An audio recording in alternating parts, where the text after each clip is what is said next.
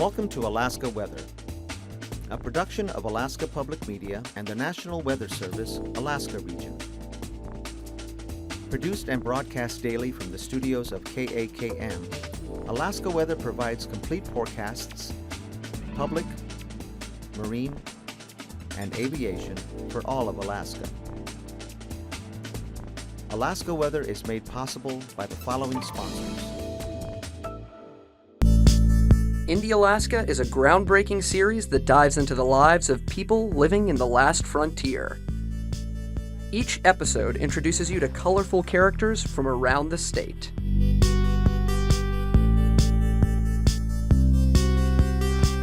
Funding for Indie Alaska is provided in part by Alyeska Pipeline Service Company. Catch the latest episodes at alaskapublic.org.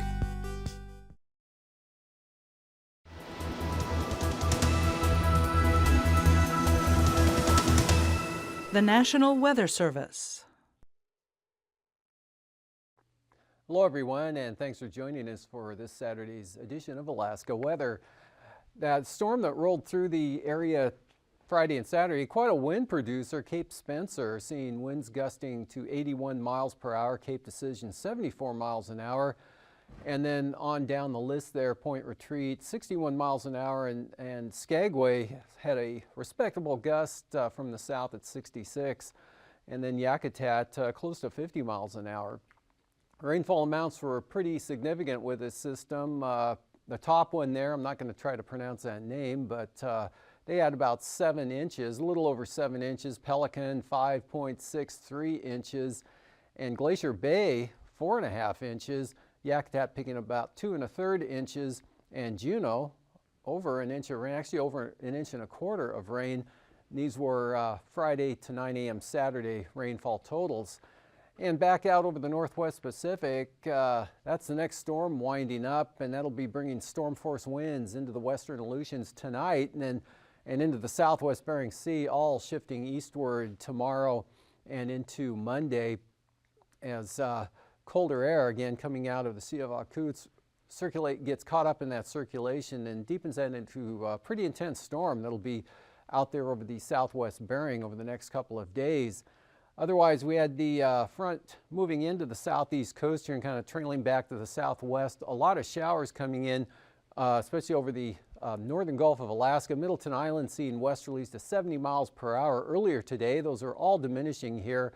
And then we've got snow shifting northeastward up across the upper Yukon Valley and up over the interior areas, but clearing out a little bit here back over southern Cook Inlet. Pretty gusty winds down that way as well. Homer seeing gusts of 55 miles per hour. Northwest winds gusting over 40 miles an hour, bringing colder air into the Kodiak Island area, and then some pretty good snow showers earlier today.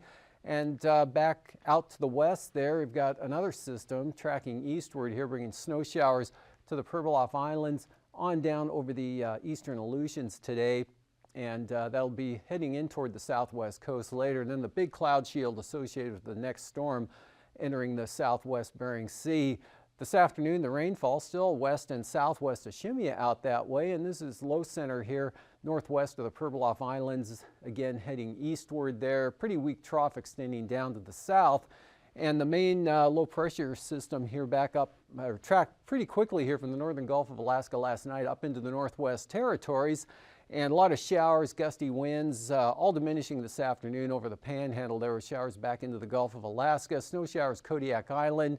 Again, snow from the Copper River Basin today up over the eastern interior, back to the west across the Kobuk and the Koyukuk and Kobuk valleys. A lot of snow showers down to the Kuskokwim Valley areas up to the Alaska Range, and also scattered back out here to the northwest. We've got a trough right here over the Copper River Basin that tonight will shift southward into the northern Gulf and create a 1,015 millibar low there, not too far from Yakutat. And that'll keep the southeast coast here on the showery side, but winds will be continuing to diminish in that area. Clearing out here over south central Alaska with colder temperatures tonight. Still a widespread area of light snow up here over the northern northeast interior, extending down into the northern Kuskokwim Valley there with some scattered showers along the Alaska Range, Kodiak Island. Snow showers a little more numerous as this 1,015 thing moves in toward Kuskokwim Bay, all along the southwest coast. Pretty good chance of snow showers Bristol Bay, ending over the Pribilof Islands, and then the big storm out here to the west, there southwest or west-southwest of Attu Island, with that strong front bringing the storm force winds into the western areas, warmer temperatures on the southerly flow, so precipitation in the form of rain there. And that all advances eastward tomorrow with rain, storm force winds for the Adak and Atka areas. Some starting out some light snow mixing in with rain for the Pribilofs this afternoon. The whole pattern, again, with the winds becoming south there as high pressure here moves to the southwest and west coastal areas. A trough up here to the north with some light snow up over the western Arctic coast. Clearing out a little bit here over the west central interior. Also Bristol Bay looking pretty good here. That low center tracking into, well, across southern Cook Inlet to the southern Kenai Peninsula tomorrow, somewhere in this vicinity. And with that will be increasing snow showers here across the Kenai Peninsula. Snow showers increasing over northern Cook Inlet as well in the afternoon hours, but high pressure will keep it mostly clear and fair with light winds over the Copper River Basin. And that low, originally the Gulf tonight, that comes down out of the southeast interior shifts eastward tomorrow with this trough here and colder air coming southward, especially north of the trough axis there. Definitely looking at more lower snow levels and snow showers tomorrow. Still mixed rain and snow showers over the southern southeast coast, and some snow from the eastern Arctic coast down across the Arctic Village area into the northeast upper Yukon Valley. And taking a look at Monday's graphic, we'll see that front pushes quite rapidly east and northeast here, with snow and blowing snow developing from the western Alaska Range back up to the northwest there across the Kobuk Valley into Kotzebue Sound. And that front coming eastward there, good south to north flow ahead of that. So rain spreading up across Bristol Bay, kind of a mixture developing over south central Alaska. Could get some light overrunning snow into northern Cook Inlet late in the day, and then rain showers back to the west. And this trough here, the leading edge of the colder air, especially aloft, dropping the snow levels back down towards sea level. But still rain and snow for the Pribilofs, and pretty strong south winds there extending all the way back down into the central Aleutians. Otherwise to the east, mostly clear Copper River Basin, clear and cold up over the eastern interior, north slope areas there with offshore flow. Looks like a pretty good VFR day for much of the Arctic coast, and should be sunny here, but pretty chilly over the Panhandle with north to east winds on the gusty side and the channeled areas there. Pretty variable depending on where you are down there, but definitely dry and clear weather with lower temperatures, especially over the northern areas. Looking at temperatures down that way today, all in the 40s, 41 at Juneau this afternoon, up to 47 at Annette, 44 at Sitka, 37 at Yakutat, and about the same at Cordova. We had 32 both at Seward and Valdez this afternoon, 27 up at Gulkana, and Cook Inlet here upper 20s, northern Cook Inlet about 33 down at Homer, lower to mid 30s for Kodiak Island, 27 at Squintna, and up in the Northway had 21 this afternoon with northwest winds gusting to 40 miles per hour there, and lighter winds and about 24 over at Fairbanks, chillier 7 up at Fort Yukon, and lower to mid-teens here over the west central interior areas, -6 there at Anatuvik, 10 below Umiat, and temperatures along the Arctic coast, 0 and a little above on the east side, and a little below 0 back to the west. Teens here over the northwest, northwest part of the state. Teens and 20s here over the southwest interior in the Kuskokwim Valley. See a temperature of 22 there at McGrath, 20 degrees at Bethel. Nome had 8 degrees, but Tin City up to 21 and 19 out at Savunga. Makoriuk had 25, and out to the southwest there, temperatures near 40 for the central Aleutians, a little cooler towards Shemya, and right around 40 here for Nikolsky, Unalaska, False Pass. 33 for Cold Bay, 36 at Pilot Point, and 30 degrees in King Salmon, with a 28 at Dillingham. For the lows tonight, a little below 0 here for the North Slope and the Arctic coastal areas, and coming down into the teens and lower 20s over Bristol Bay, with definitely cooler temperatures pushing back in across southern Alaska, dropping down to near 0 at Gulkana. 3 degrees safe for Talkeetna tonight with the clearing skies, holding in the 30s, mid to upper 30s, with lower 30s over the northern panhandle. Highs for tomorrow, 40s out over the Bering Sea and the Aleutians. Cooler though, lower 30s for northeast Bristol Bay. And single numbers to Copper River Basin, lower teens, possibly through the Tanana Valley, below 0 from the Brooks Range up to the Arctic coast, coldest over the North Slope, and lower 30s over the northern panhandle to near 40 down toward Heidelberg. For flying weather, marginal VFR likely at some point in the day tomorrow across the entire southeast coast, but from Yakutat up over the Copper River Basin becoming VFR. We've got IFR here for the Barren Islands from Fognak Island up to the southern Kenai Peninsula, possible IFR along the western Alaska range there, definitely marginal, and this will all be tending to increase through the afternoon as that low center comes by into the southern Cook Inlet area. A lot of IFR up over the north and northeast interior, pretty good along the southwest coast, and then the IFR with associated with that front as it pushes eastward here, staying west of the Pribilof through tomorrow and then extending down, approaching Nikiski and exiting Adak. Passes looking like this: Anatuvik, IFR with snow, same thing for Adigan. Lake Clark and Merrill, marginal VFR. Rainy becoming marginal in the afternoon, and for windy VFR. Isabel, marginal VFR becoming VFR, and Mentasta VFR. Tanita deteriorating, starting out VFR and then coming down, especially on the eastern entrance tomorrow. For Portage, VFR becoming marginal, and for Chilkoot and White, both marginal VFR expected. Freezing levels at the surface late tonight, early tomorrow morning here north of the Pribilofs, through Bristol Bay, up along the coast, down across the Panhandle, and 2,000 feet there toward Dixon entrance, and then some warmer air ahead of that front with that storm system. Southerly winds up to 2,000 or 2,000 to 4,000 feet out there to the west. Icing tomorrow, could be some occasional widespread moderate rime icing along in advance of the front here, coming down to the central Aleutian areas. And then also some icing of the mixed varieties or rime here from Kodiak Island up into south central Alaska, across the Alaska range to the Kuskokwim Valley, that all sliding eastward and then off to the southeast a little bit with some mixed icing possibilities also exist over the southeast coast. Jet stream with the big storm coming into the western Aleutians, southwest jet at about 100 knots. Higher pressure right through this area will be shifting eastward again later tomorrow and tomorrow night. Still a pretty good southwest jet there over the southern panhandle at about 120 knots.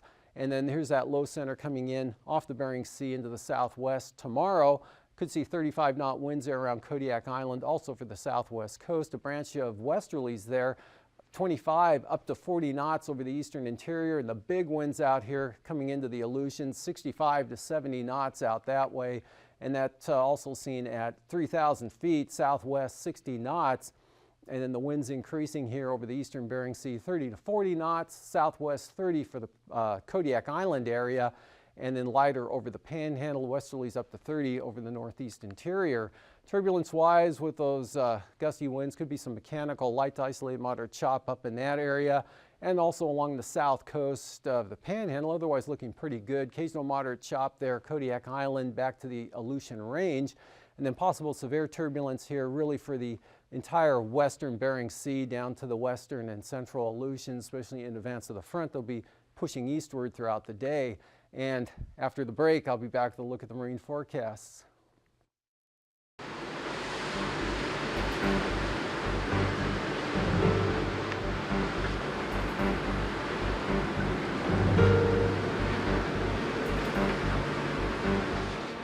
Realizing I was the last guy to try to exit, I took my last breath of air off the carpet and took a dive for the window. Of course, I can't hold my breath for too long. Kind of a cold shock coming upon me, so I wiggled out the window myself, and the three of us found ourselves on the clinging to the hull of our upside down vessel.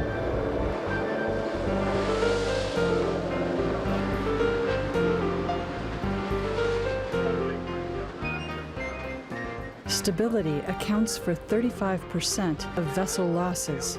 The lives of your crew and the welfare of their families depends on the stability of the vessel. This flying bridge would raise that height consideration. A naval architect should develop stability guidance for your vessel, and the recommendations should be followed. What we need to do is just make sure that the boat Most smaller vessels do not have stability books, and there is even less room for air in small boats. The stability of your vessel depends on the weight of your loaded vessel pushing it down into the water, and buoyancy pushing it out of the water. Your vessel has a center of gravity and a center of buoyancy that can be calculated by a naval architect. Center of gravity is where the total geometric weight of the vessel is centered or concentrated. Its location is raised, lowered, or moved outboard depending on where things are placed. Center of buoyancy is the geometric center of the submerged portion of your vessel. Its location changes as the vessel heels. In addition, the effect of the sea on your vessel causes the center of buoyancy to shift continuously. If your center of gravity shifts much further horizontally than your center of buoyancy, you will capsize. I remember the boat didn't feel right. It felt very, very tippy, if you will. It just felt precariously balanced on this one swell, and there was a cross chop coming across, and it slapped the ass end of the boat right about midship, and it popped us right off the top, and we came down on our side, and it popped all the windows out on the port side. The compromise a fisherman seeks is a safe working deck and a vessel that is stable. There are 9 steps you can take to increase the operational stability of your vessel. Improper loading will decrease your stability. Keep your tanked liquids at correct levels and make sure that fishing gear and fish are properly and securely stowed. Balanced load. How many hours do you run on each fuel tank? All sorts of things play into consideration. Don't use ballast tanks as a way to improve the roll of your vessel unless it is permitted by stability guidance. The vessel may feel safer under normal conditions, but it could reduce your overall stability due to lowering your freeboard. So we put fuel in the stern and don't load the bow tank in the wintertime. You know, we don't put any fuel in the bow tank to keep the bow up and the stern down a little bit to even our load. Never overload your vessel, no matter how good the fishing or weather. Overloading decreases freeboard and is the cause of many fatalities. Follow your stability guidance and use common sense. All stability is vessel specific. Don't assume you can safely load your vessel like your buddies, even if similar in size and gear type.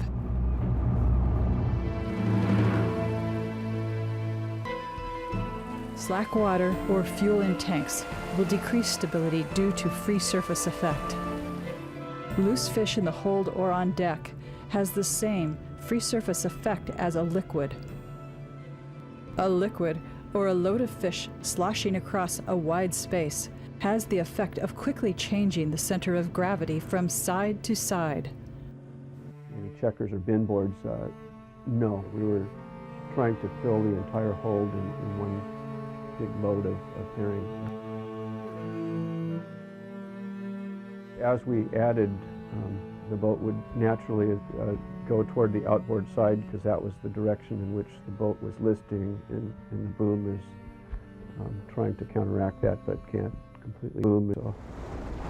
To prevent sudden changes in gravity, be sure that all gear that can shift is secure. To prevent a sudden shift in fluids or fish in the hold, changes in gravity, have strong bin boards and checkers. Keep all port and starboard tank pair cross connections closed while underway. Minimize the number of slack tanks. In general, keep just one fuel and one water tank slack. Keep other tanks either empty or pressed up full. Water on deck can be a major source of free surface effect. Be sure that freeing ports are large and can drain water on deck quickly. And make sure that freeing ports and scuppers remain free and unplugged by fish or debris. Even in good weather, a hang-up can cause water on deck that make it difficult to open ports.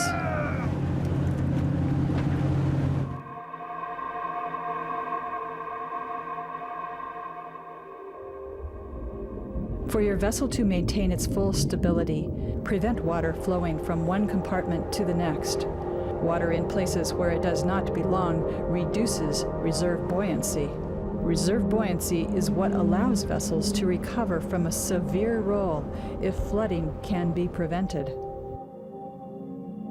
However, if downflooding occurs through open hatches or doorways, it is more difficult for vessels to recover.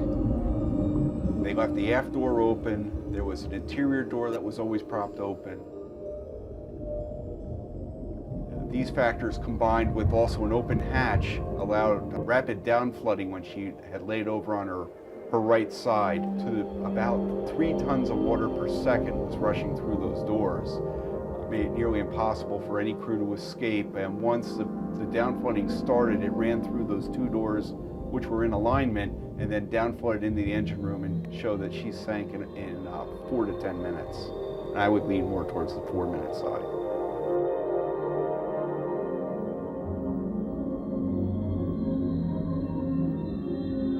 It is the responsibility of all crew members to keep watertight doors and hatches closed and dogged, and seals in good repair. There should also be a way to secure all hatch covers so a wave cannot carry them away and expose the opening to downflooding. Keep watertight bulkheads watertight to keep water from flowing from one compartment to another. Watertight doors or weathertight doors are essential that they remain shut when the vessel's in foul weather or crossing a bar or any unusual circumstance. That you need to maintain that watertight envelope because obviously the ship is your island and you need to keep it afloat. High water alarms should be fitted in all watertight spaces. Alarms should be kept free of debris and tested regularly. Consider a regular visual patrol of all spaces for signs of flooding and fire. The rapid accumulation of ice on rigging and structures will raise your center of gravity and can rapidly decrease the stability of your vessel, resulting in a capsize. I woke up all the guys. I said, all right, I want everybody up. We're going to get this ice off here before we get to Cape Chiniak. Then we'll get to Cape Chiniak and take a look at it. We took out baseball bats, crowbars, and beat the ice off. And basically the only place we had ice was on the bow. We had no ice on the gear because we covered the gear with tarps. While a possible solution to icing, neither heading further out to sea to seek warmer water or racing into port may be a viable option. Whatever the decision, get crew knocking ice from the vessel immediately. Make sure your freeing ports and scuppers stay free from ice and debris. Slow the vessel down to slow the accumulation of ice. Maneuver the vessel so that it lessens the buildup of ice. Keep close communications with nearby vessels and search and rescue. Prepare survival equipment and prepare for a sudden capsize. If working in waters potentially exposed to icing conditions, position survival gear in sheltered areas. Marine forecast for the waters of the eastern Gulf of Alaska. But one's best alternative is to pay attention to weather reports and avoid icing conditions. Cape Fair weather to Cape Suckling. Tonight, storm warning. Northeast wind. For tomorrow, westerlies 25 to 30 knots in the south coast, more north and northwesterly up to the north, and lighter west-southwest winds, 15 knots over the inside waters. And then for Monday, more northerly here, north-northwest, 15 to 25 knots out along the coast, and up to 25 knots from the north through Stevens Passage. Otherwise, the remainder of the inside waters northerly at 20. Variable winds 15 knots tomorrow for the North Gulf Coast, northeast 15, Prince William Sound and Cook Inlet. Small craft advisories for the Barrens and Kodiak Island, and Shelikof Strait. And then for Monday, those winds, small craft advisory level winds up to 30 knots here for Kodiak Island, up into the Barrens, southeast 30 for Kamishak Bay, winds increasing southern Cook Inlet, and west 15 for the North Gulf Coast, staying light in Prince William Sound. Sunday, tomorrow, small craft advisories all along the Alaska Peninsula here from Sitkinak all the way out to Cape Sarachef, westerlies 30 there for Bristol Bay. and then some pretty strong gales in store for Monday, 40 to 45 knots right out of the south there, especially in the afternoon for the Alaska Peninsula, and 40 knots, increasing to 40 knots for Bristol Bay. The Aleutians, storms tomorrow, 50 to 55 knot winds advancing all the way to Atka, and gales for the eastern Aleutians. And then for Monday, westerlies 55 knots, becoming southwest 50 to 55 for the central Aleutians, and strong gales for the Fox Islands. For the St. Lawrence Island area tomorrow, westerly winds at 10 knots all the way down to Nuvak Island, with northwest diminishing to 20. South of there, south winds increasing to 40 for the Pribilofts, and then up to 55 knots there for Monday. 55 knots southeast winds there for St. Lawrence Islands, with strong gales everywhere else. For the Arctic coast, not too bad wind-wise tomorrow. West-southwest, 10 to 15 knots. Westerlies of 15 knots from Wales up to Cape Beaufort. And then 40-knot easterlies there, pretty stiff gale from Wales to Cape Thompson. Southeast 30, diminishing to south 15 for the central coast. And then west-southwest 10 to 15 on the east side. For tonight, trough dropping into the northern Gulf of Alaska keeps the panhandle showery. This system brings some more snow and snow showers into the southwest, down across the Alaska Peninsula, and some snow up to the north. And then the big storm advancing eastward tomorrow, the front coming into the central Aleutian, storm force winds in advance of it, and also even stronger back there with the main low center. Snow showers southern Alaska, clearing out over the Copper River Basin areas with some scattered light snow showers, and flurries up to the north.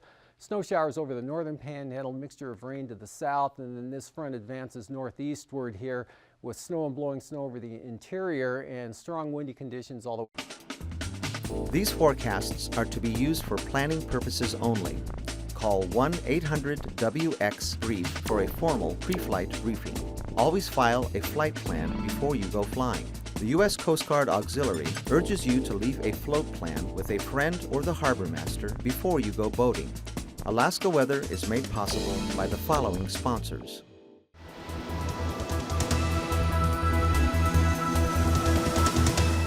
The National Weather Service.